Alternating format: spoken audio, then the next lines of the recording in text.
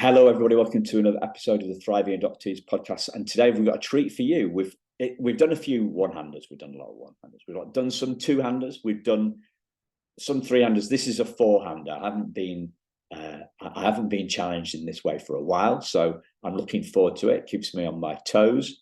And 401 interviews in, or something nuts like that. I need keeping on my toes.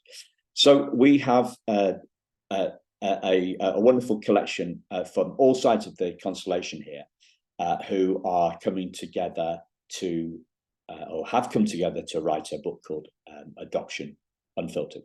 So welcome to the show, Kelsey, Sara, and Lori. Thanks for having us. Welcome. We're just being... Sorry. Glad to be here, Simon. Yeah, glad to be here. Nice to be here. Nice to see you again, Simon. Yeah, it's been ages. It's been ages. So in the people will know, regular listeners will know that Sara and Lori have been on the show before, but Kelsey hasn't. It's the first time I've met Kelsey, but we found out we've got some very strange connections connections in common. Her son is a long-suffering Leeds fan, as am I, and also a fan of Stone Roses, as am I. So I'm going to tell you a little bit more about the book. I'm going to read some of the blurb for the book. So the book's called Adoption Unfiltered, and it is based on dozens interviews with dozens of adoptees, birth parents, adoptive parents, social workers, therapists, and other allies, all sharing candidly about the challenges in adoption. While finding common ground in the sometimes contentious space, yes, we know that, space of adoption may seem like a lofty goal, it reveals the author's optimistic aim, working together with truth and transparency to move towards healing. So the bit that I love about that is this optimistic aim, right? So we're working together, yeah. And we're working together to move towards healing. So what I'd like to do first, if I could ask you, maybe we'll start with you, Kelsey, as we've not spoken that much about what does the word healing mean to you? Because we use all these terms, and I don't think we define them. I was taught that that's what you had to do at university, and I should have listened more to instructions at university, because I didn't get a particularly good degree. Anyway, but I got one, right? But yeah, defining terms. So what does healing mean to you, Kelsey? Yeah, I think, yeah, it could be such a broadly used word, but I think being able to move through your life with, not with ease, but with maybe like a general understanding and acceptance of some of the things that have affected you, and in my case, the relinquishment of my child and this open adoption that I'm living in. It's healing for me is that acceptance, and yeah. So is it people use these words like coming to terms with it, being at peace with it? Is that what it feels like? What does it feel like? Kind of like more emotionally? I do think that, like, I strive to be at peace with it, but there's also another part of that where I don't feel like I ever will be at peace with it. I think that there's so I think that's where that acceptance piece comes in, because you have to accept that you'll never be whole because of it, and that the peace won't be it's not going to be this moment of complete reconciliation with the way things have occurred, because it just doesn't. There's this space of time now. No matter what happens in the future, there's this space of time where, between relinquishment and today, there's memories that never were. There's so much unknown. There's separation, and so to me, like, with that hole in my life, there will never be complete peace. but there can be like a sort of peaceful acceptance of Yeah. that. So the thing that's coming to me is something I heard on another podcast. It wasn't an adoption one, but it was like being at peace with not being at peace. Yeah, exactly. Yeah. Rather than fighting it. Yes. Yeah. Yes. So it's that dichotomy of peace and non-peace, and being able to be okay with that complexity. Yeah, and I think like some calm to just the restlessness of it as well. So yeah, peace versus restlessness as kind of opposites, or on somewhere on a spectrum. So a spectrum rather than a dichotomy, I guess. Thanks, Kelsey. What does it mean to you, Sarah? What does healing mean to you? Well, there's healing on a couple of levels that we try to address in the book, and there's the individual healing, and then the healing of the adoption space, and how adoption is done on a systemic level, and then just our community too, how we engage with each other. So I think there's a few kinds of healing that I see. On an individual level, I would agree with everything Kelsey just said. And I really worked in my chapters of Adoption Unfiltered to talk a lot about how acknowledgement and grief is, and grieving and feeling our losses is the first step toward healing. So my work is heavily influenced by Dr. Gordon Neufeld of the Neufeld Institute. He's a renowned child developmentalist and attachment researcher, psychotherapist. And I have illustrated in the book the frustration traffic circle. And we have a lot to be frustrated about as adoptees. And what happens is if we don't, there's kind of what he describes as a traffic circle, and I illustrated this in the book, but there's a traffic circle. And when you kind of enter the circle and it's frustration spinning around, and you've got three potential exits. You can change things. And this is easier. This is easier for the UK because you can imagine a roundabout. I think you don't have roundabouts. Exactly. You know what? We have some roundabouts in Gay Harbor near me, and I was lost, Simon. It was so confusing. They're so hard.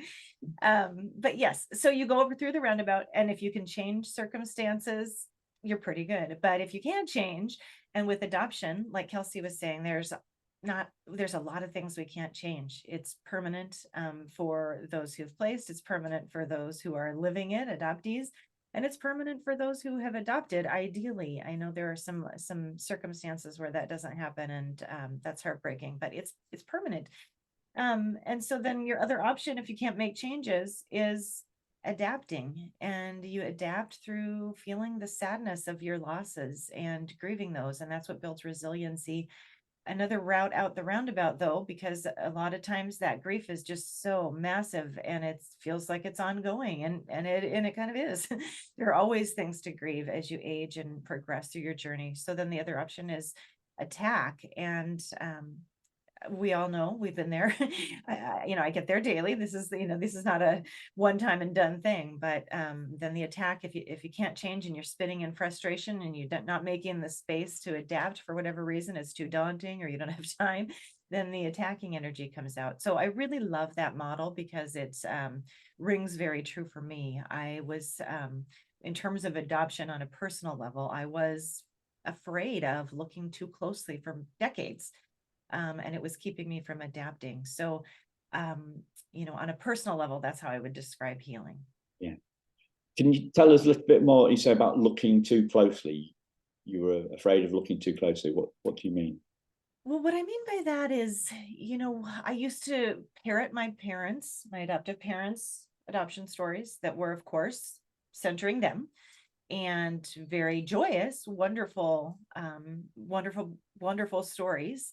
However, it didn't make space for the harder parts of adoption, the ways I felt different from my family when I grew up, and I didn't have an opportunity to express that. There was no room for that. There was you know, we would walk up to people and they would say how wonderful, it's such a so beautiful that you're adopted.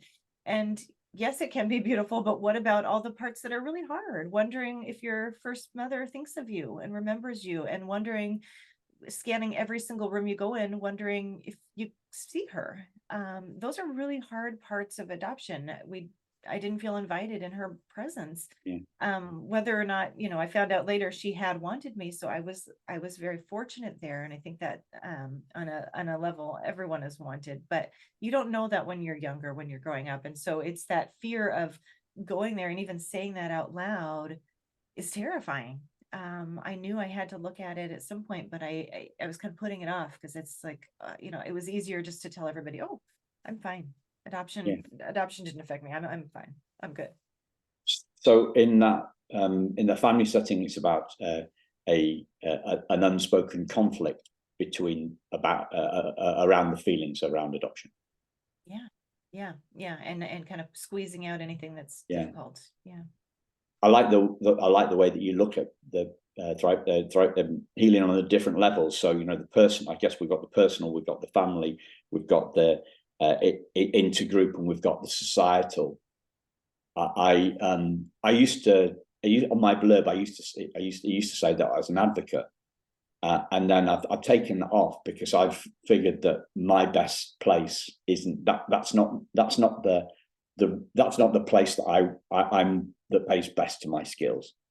I'm focusing in on the personal stuff and mining the insights of the guests, as in a polite way as putting it, showcasing their learnings, to hold those up to the listeners' ears and say, is there anything that you can take from the guest's experience? So I've taken the advocate off, so I don't play that big game anymore. People, and I never did, but I thought it wasn't actually being truthful by saying that.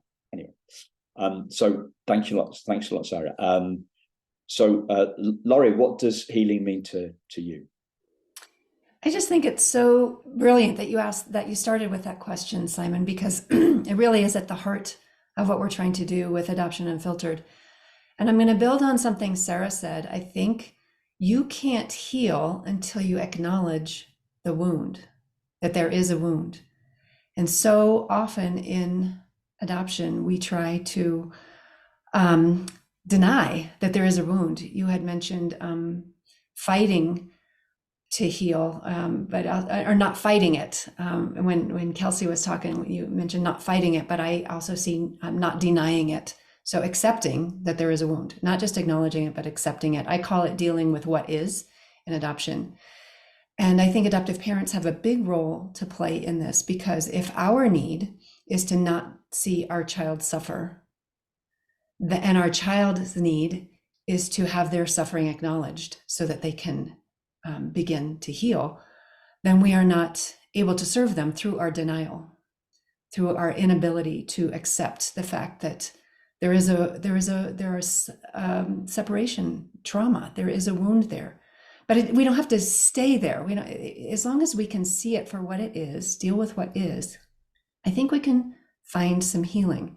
And that is, I mean, that's a pretty individual path, I think. But for me, it's much of what Kelsey was saying, dropping the resistance to those feelings, coming to some sort of acceptance of what is, and allowing the others in our orbit to do the same. Giving the space for that. Yeah, orbit, that's a good word for this. I guess if we're talking constellation, then orbit kind of fits with it, isn't it? I love that. One of the things that pops into my head is this. So me and my wife haven't got any kids, but I especially at the weekend, I see a lot of the main bit of parent-kid interaction I see is at the swimming pool, right? And it is the dad, because I'm going into the blokes' changing room, right? And the dads have got their kids with them, and there's the logistical hurdles are going on, right? Of telling the kids, micromanaging the kids, basically about putting their socks on and all this sort of stuff.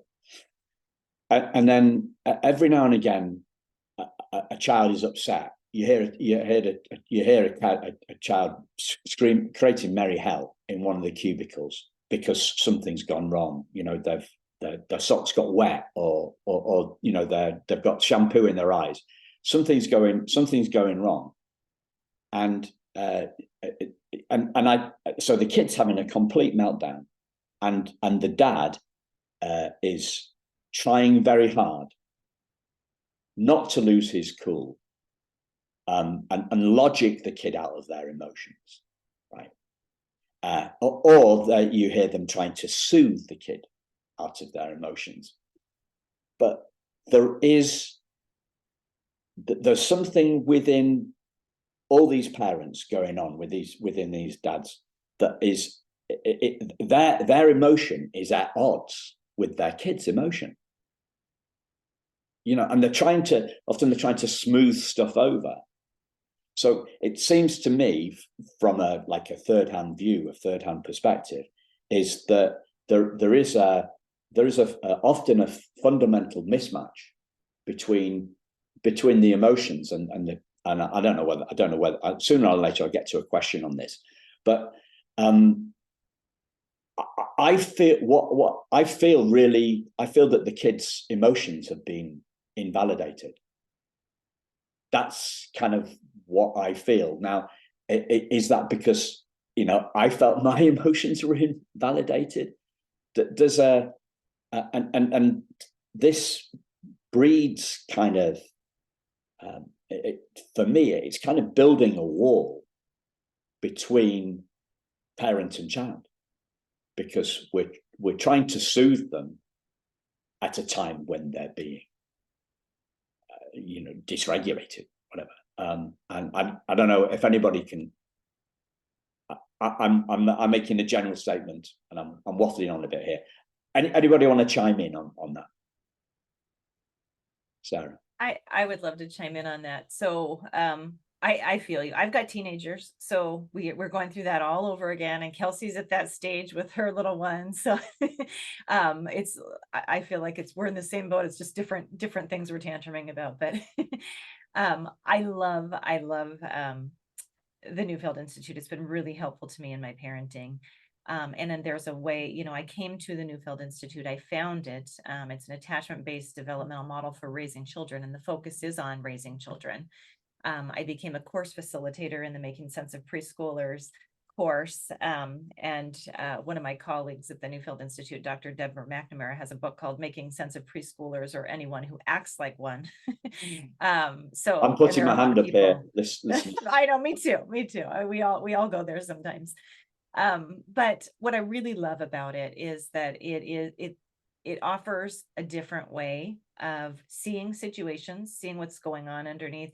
And then when you see differently, you respond differently. So when you're your best self, and nobody's a perfect parent all the time, I'm going to raise my hand right now, but those situations at the swimming pool that you're seeing and feeling, what's needed is to come alongside those emotions in those moments when it's feasible, and to support a child who needs to feel the futility. And that is kind of what I'm talking about with adaptation. And we start young. I mean, little toddlers have a lot to adapt to. They have a lot of things that don't go their way. And so it's coming alongside, and I know, honey, I know it's not working for you, and it's really hard. And I think the reason you probably notice it is because I don't know, for me, when I notice it, is because I didn't get that. That's not how I was raised. And it's hard you have to kind of reparent yourself as you're parenting your children of, oh, I wish it had been done this way. But that is what leads to adaptation. And I will just say, as a parent, it's really hard to see our kids suffer. It's hard. And sometimes you don't always have time to walk them through this, like all the life's futilities they're going to encounter when they're toddlers or teenagers, and they are spinning in that frustration circle all the time. So it's a challenge, but I think that is ultimately the goal. There's also a really great picture book that comes to mind, The Chocolate Covered Cookie Tantrum. that I think I'm a big proponent of children's books for all ages. And that book is such a good one of modeling how to lead a child through really big feelings, and get to the other side, and get to that softness that comes once the mad drains to sad. Yeah. I think I figured out why I asked that question now. It was, so I swim a lot now, and my dad was a swimmer, and he got me swimming early, and I was in the school team, blah, blah, blah. And I remember I was doing the last leg of a relay race in the swimming pool, like when I said that, 10, 12, something like that. And it was a close run thing. And I managed to win. I managed to bring our team in home, and I kind of I waved my I waved my fist in the air at victory, and maybe I'd just seen it on the telly or something like that. But there was it wasn't like you see this in especially in football. We were talking about Leeds United earlier on. There's a grimness in people winning, scoring a goal, and it's a really angry kind of an angry kind of joy, it seems to me. But I wasn't full of that's not where I was full. I was just pleased that we won, right? And my dad said, "Don't do that," right? You know, it just cut me down, and I remember feeling absolutely devastated because I can't remember exactly what he said. But I remember how I felt, and I felt it, you know, like I felt really invalidated in that. And I'm saying and I'm asking the question, and I'm saying mainly because we've got an adoptee audience. I'm saying it really, I think, because this stuff isn't necessarily about them being adoptive parents. It's about them being parents. And parents have any parent seeing their child upset is trying to change that upset. They're not trying to invalidate us. My dad was trying to give me a lesson, and he was doing the best that he could, because I could see how if I'd had a string of those things going on for me, I could see how that resentment would have built towards my father. So I think that's maybe how I answered this question, and it kind of makes sense to me. Does anybody want to come back on that, or I've got another question if we'd rather move on? Okay, we'll move on. So the subtitle of the book is Revelations from Adoptees, Birth Parents, Adoptive Parents, and Allies. So the next question I came up with was, what role have revelations helped you heal?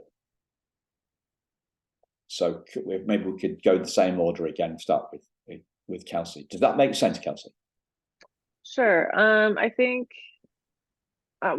like for me, like the revelations have been just kind of stepping up on the rung of the ladder of my understanding of the experience. So I think what you have, and I'm also been an adoption professional, so I've walked through this process with other people, and I always like to say that, like, we got to get you through kindergarten first, which I know that Brits don't say kindergarten, but we got to get you through nursery to get you on to the next level of understanding. And so those revelations are important. There's really simple revelations that you start with. And one of those things is that loss and trauma is inherent in adoption and separation.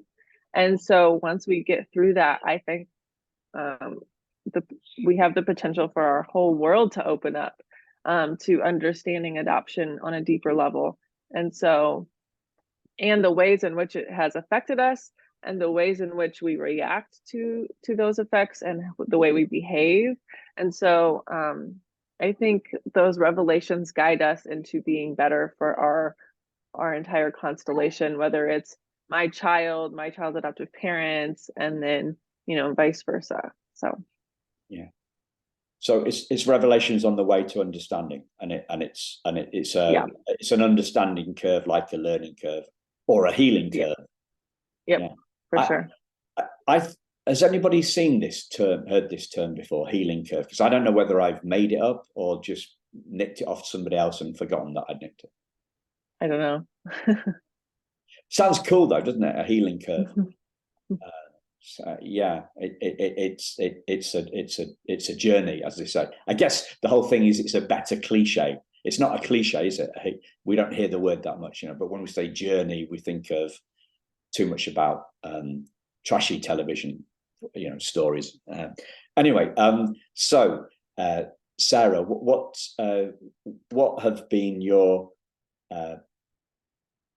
personal revelations that are on your healing curve? They just in terms of the book, the big revelation is just how rewarding it is to work across the constellation and work with others.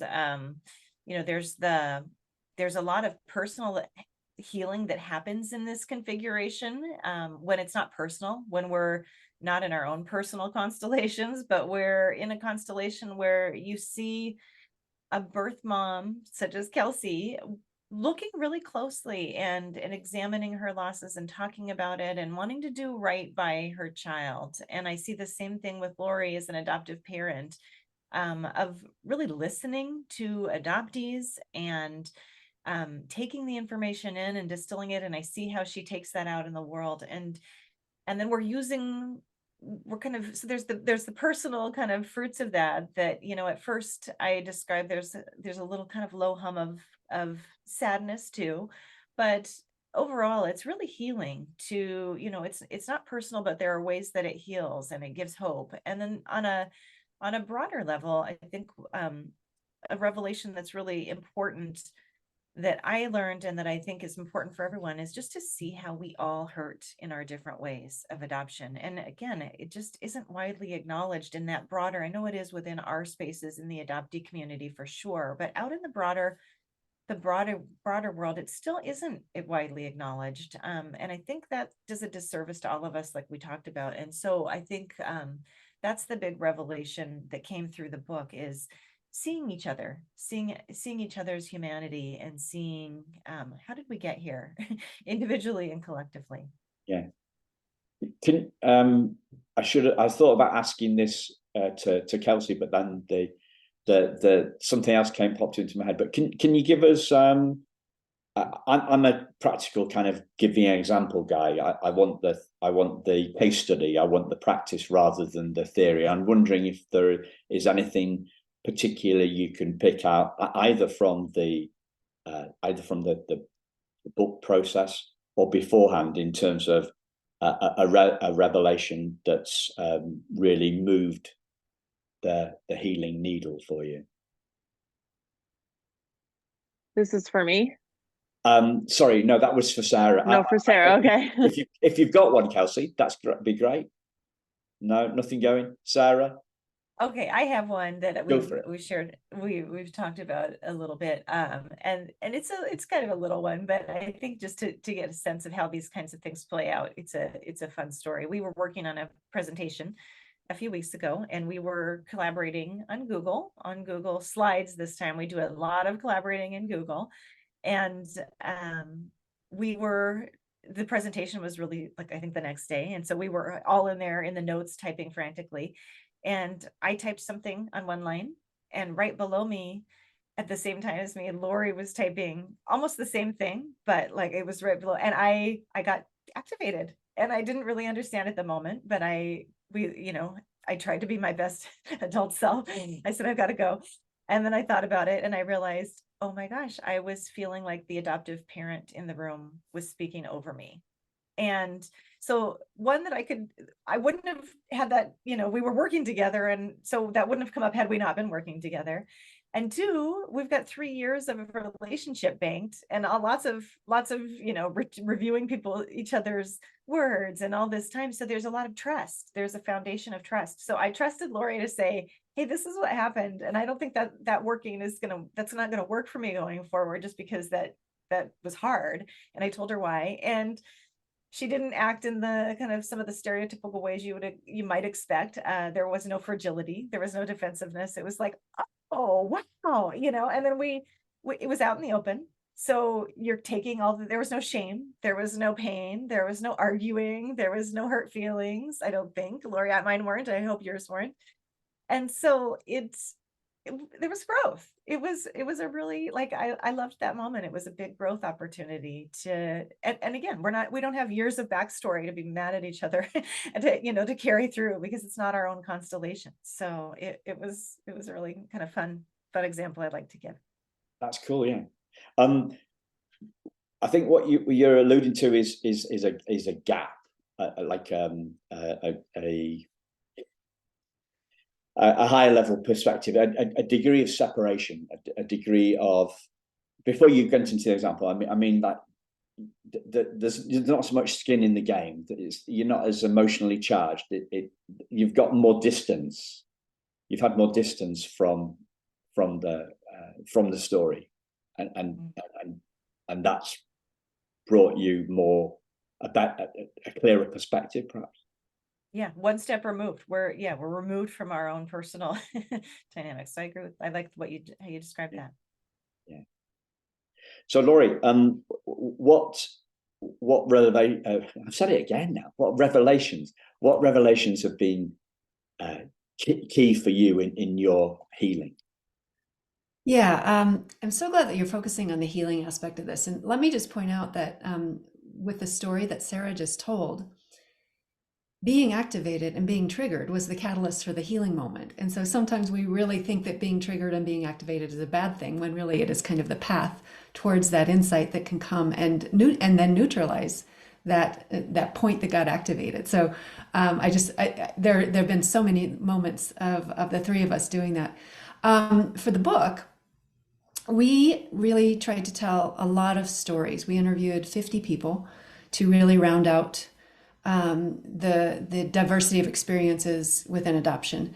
And what we were looking for there is not individual stories as much. It was individual stories, and it was also the themes, the underlying themes. I think the human brain is a pattern-seeking thing, and so we're helping to bring those patterns forth. And so when Sara brought forward 23 stories from different adoptees, I, as an adoptive parent, can see, oh, now I see what was going on for my child when blah, blah, blah. And when Kelsey brought 18 stories forward, I can better understand some of the things that were going on in my personal world. I interviewed 9 adoptive parents and allies to bring their themes through: insecurity that adoptive parents sometimes feel, the fear of not being real enough, unacknowledged grief that can kind of color and interfere with our ability to be that present with our children in their suffering, like you were talking about at the swimming pool, just wanting to make them feel better right away without being present with them. So I think for me, it's the patterns that are the revelations that come up from reading the book, that you see that all these things make sense if you connect the dots. Yeah. Well, the reason I'm focusing on the healing is because of that pattern thing that you're talking about. I want the pattern to be a healing pattern. I'm trying to create a podcast, an episode, and a series that is about healing, so that hopefully we can take some healing insights that will help us along that healing curve. And one of the things that, reading about the book, you're obviously writing it for everybody, and yet I think the primary audience is adoptees, right? Am I right in thinking that? No? No, sorry. No, but it's a really good question, and it's a question we had to ask ourselves a lot as we were going through of who is this book for? Who is this book for? We were wondering, is it for adoptive parents, or is it for birth parents? Is it for adoptees? The answer is yes, it's for everybody. And so the book is broken into 4 sections. We have, playing off the title of the book, Adoption Unfiltered, we have Adoptees Unfiltered, Birth Parents Unfiltered, Adoptive Parents Unfiltered, and then the fourth section is on healing and hope.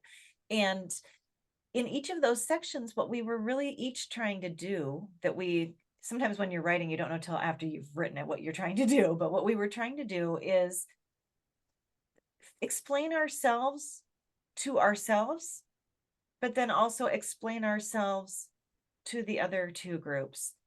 And the wider group of anyone in the constellation outside of this core triad who's living it, but also out, teachers and adoption professionals, anyone. But for me, I will just go to the adoptees section. I really have just a strong passion for helping explain adoptees to other people, because we're so often misunderstood. I think our behaviors get misread all the time. They get misdiagnosed all the time, and we get pathologized. And I just, when you look at human attachment dynamics and how humans are wired, it all makes sense how we respond in separation. And so I set out to do that, to explain us to ourselves too. I grew up for so many decades feeling like something was deeply wrong with me, and I was crazy because of all these things I didn't understand. And these were just human dynamics of what you do when you're faced with separation. And there's a lot of separation we face. So for me, that was really important. And I know it was for my co-authors as well. So I don't know, Lori and Kelsey, if you want to jump in and just add your parts to that too. No, okay. The healing theme is a theme that I'm trying to focus. I'm not trying to focus on. I am focusing on, and on we in the adoptee land, we've got this. You see it all the time. There's this identity, the complexity, and lack of clarity about identity. That seems, so. It's as simple as am I Simon Jonathan Ben, or am I David Anthony Flower, right? Because that was the name that my birth mother gave me. So when did I change? When did I become Simon? 5 weeks old. Well, did I? When was that? And that, for me, that identity thing and the healing thing are kind of interlinked. And I know from previous conversations with you, Lori, and you, Sara, that you're keen on that, as well as you take a holistic view, right? So it's about the psychology, but it's also about the spirituality, right? So I think the interview that we did together, Sara, I think we came up with the title "Spiritual Epiphanies," or I spotted that something in one of your books, and that was the thing. Huh? So if we look at this, there seems I mentioned earlier on that when talking to Kelsey, there's the dichotomy of peace and what peace and war. I accept it being peaceful, accepting the lack of peace, being peaceful about the lack of peace, those sorts of things. This dichotomy. It seems to me that if we look at it from a life of everybody, not just adoptees, not just birth mothers, not just adoptive parents, but human beings. On one level, on a spiritual level, some would say that we are always and already whole, right? And yet we're healing. So spiritually, we are unwounded, untouched, untraumatized, and psychologically, we are traumatized, we are wounded. So if we're, what I'm drawing to it here is a separate, I'm distinguishing between spiritual identity or spirit and psychological identity. Does that make any sense? Because it makes perfect sense to me. I wondered, I'm waffling on a bit there. The dichotomy of it. I think you and I talked about this, Simon, on our first conversation of healing and wholeness, which I think have their roots in the same Latin words. And, you know, this ties in with my yoga practice of bringing together the left and the right and the upper and the lower and the inner and the outer and the inhale and the exhale and all of that, all the opposites, the dichotomy that you're mentioning. And I think there is a lot about the spiritual and psychological thing to bring them together. I like to use, when I talk with adoptive parent groups, I use the image of the Tao to show the yin and the yang, the two opposites. And then when you bring them together, it's called the Tao, and it's the whole thing. And so I think this is a human quest. Adoption certainly adds another layer for all of us. But it's a human quest to become whole, to accept all of our parts, accept all of our history, accept all of the things that happen to us, even the ones that we want to push away. So I think a lot of healing comes from stopping the pushing away. Yeah. So there's that quote that we are not human beings having a spiritual experience, we're spiritual beings having a human experience. So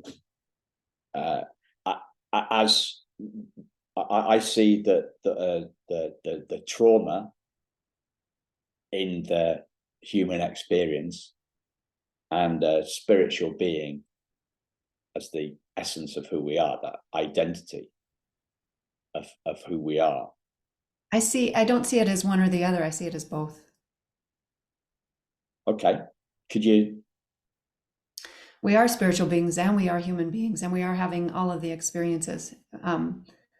But I think if you start out with the premise that we're spiritual beings having a human experience, and that discounts, that breaks it, that divides it. I think we're both. Okay. It's just what the guy said, and it rings. I really bought into it too. But then to me, it looks like a dichotomy. As my own spiritual evolving happens, it's another, is it this or this? And yes, the answer is yes, it is these both things. Yeah. Yeah. Kelsey, does this mean anything to you? What do you, we have? I mean, I think that I have a very different brain wiring than Sara and Lori. And so I don't know. I don't know if it not that it doesn't make sense, but maybe I just don't think in those terms, if that makes sense. Yeah, I was born to an accountant, so if that tells you anything, that sometimes my brain just doesn't really go to those corners, really. Yeah. Sara, when you've been studying with Mr. or Professor Neufeld, have you looked at this kind of left brain, right brain, the distinguishing factors between left and right brain stuff? Because the accountancy stuff that Kelsey's talking about is kind of left brain led kind of logic. No, not necessarily. There's no left brain, right brain, but the big thing with that is presented in a lot of the Neufeld Institute courses is about soft-heartedness, and keeping heart soft and finding your soft heart. Kelsey has a very soft heart, so I wouldn't say that I'm not equating that to left brain, right brain. But that is the focus of the Neufeld Institute, is on soft hearts. And I will say, for me, there's on one level, I will say I've always been a very empathic, very sensitive person from a young age. And I do think a lot of that is because of adoption. And I think that's a good thing. But I also had a lot of ways where I was really defended from soft-heartedness. It was too vulnerable. And so for me, those things go hand in hand with this discomfort in the spiritual realm as well. And it was an evolution. It went along with my kind of the longer arc of just who I am as a person aging, and where I'm at in my life, and looking at adoption and the adoption journey and the identity work and all of those things just really went hand in hand. But I definitely was on a flight from tears for much of my life. And I still get that way. It doesn't mean I just cry all the time. But I was on a flight from kind of the deeper, soft feelings. And I think that that's how I would describe it. It's not necessarily left brain, right brain, but just all tying into vulnerability and feeling safe enough to feel vulnerable feelings. Yeah. Because we use these different things like heads, hearts, brains, minds, tuned in, like it's all part of the complexity stuff. I've been listening to a lot of neuroscientist stuff recently. They've made it simple enough to me understand. I'm not reading technical stuff for neuro experts or anything like that. But it's bringing out some interesting things for me. Somebody said earlier on about meaning-making machines. Was that you, Lori? I think that was it. Yeah, I said pattern making, but also meaning making. Yeah, thank you. Yeah. And that's a kind of a left brain. That's a left brain thing, pattern making, and the inner critic is actually a part. There is a part in the left brain that is the source of the inner critic, and it's also our source of language as well. And when we talk about pre-verbal trauma, you can't. People talk about a relinquishment leading to pre-verbal trauma. Well, talk therapy is about verbiage, isn't it? So there's a fundamental challenge there. And that's why some of the whole body stuff that people will be talking about, and the creative stuff that others are talking about, that is a right brain thing. It's all about the spaciousness. So that's why it's kind of top of my mind at the moment. So I'm just wondering where we go next from this. We've got somebody Zoom bombing the conference on Kelsey's lap at the moment, and Laura's saying hi. That doesn't work really on the podcast, does it, listeners? When you're talking about doing a commentary on the video. What have been the surprises that have come out of the process for you, of this, the stuff that you really weren't expecting? Maybe we start with you, Lori, on this. Oh, I could have. Okay, go for it, Kelsey.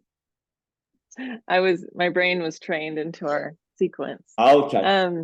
You were seeing a pattern. Sorry. Yeah, I think that the best things for me came out of following each other's processes. And so Sara did just a ton of research for her section. It's very academic, but also not so academic that it's dry. It's just full of information that I think people really need to have in their hands. And so being able to bear witness to Sara's process and learn about the effects of separation, and also tips for hope and healing for adoptees when I'm so early in my process. I'm in an open adoption right now, and this is, you know, it's been 7 years, so I'm still very fresh in this process. But to have that information at age 7 as opposed to 40 and beyond, I think is huge. And one of my biggest goals is to get this in the hands of people who have not yet adopted and professionals who are guiding people through the process, because I feel like to have this information, to have this book in their hands is informed consent, is knowing what you're getting into. We don't want parents taking home, you know, our children, birth moms, our children, being ill-informed and ill-prepared to parent an adopted child. And so the biggest surprise for me was all of the information that Sara was collecting, and just being able to have that is going to be really impactful. Yeah. So I'm going to follow the pattern now. Sara, what was your biggest surprise? I think it goes hand in hand with the revelations that I shared earlier, just about you know, how we're all hurting in different ways. You know, I think I really learned a lot from both of my colleagues here in just seeing, like I said, at the risk of being repetitive, just seeing their humanity and seeing their perspective, their full perspective. You know, we really tried to take down the filters, and we didn't take all the filters off because that's not realistic. We don't walk around naked, and there's power dynamics at play. And we learned that sometimes filters are needed, especially when those in power are speaking.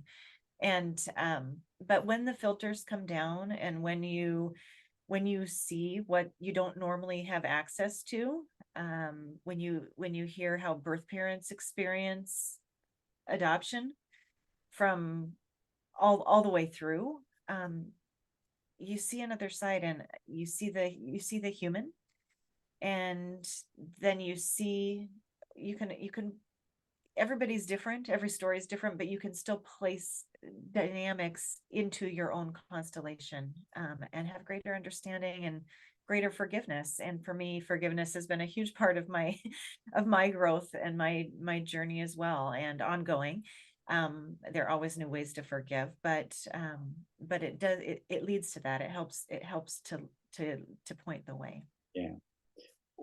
One of the things that struck me as you were talking about your example when you were collaborating on the Google sheet was that and you had that reaction to it. It struck me as a great little micro example of a macro thing. You know, that we can learn.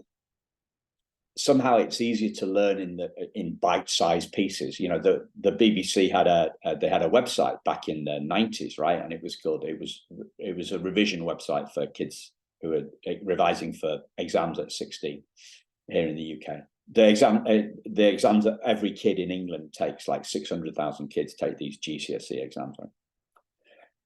And it was called Bite Size, and it broke down the stuff that was in the textbooks into individual screens. And there's something a lot more. It's easier to digest a bite-sized piece, you know. So people say, there's a joke in that, how do you eat an elephant bit by bit or something like that. You know, it's a bite-sized thing, and it's easy to spot. It's easy to kind of spot those things in the moment, and they're not quite as they're not quite as overbearing. They're not, you know, the big stuff. So if we can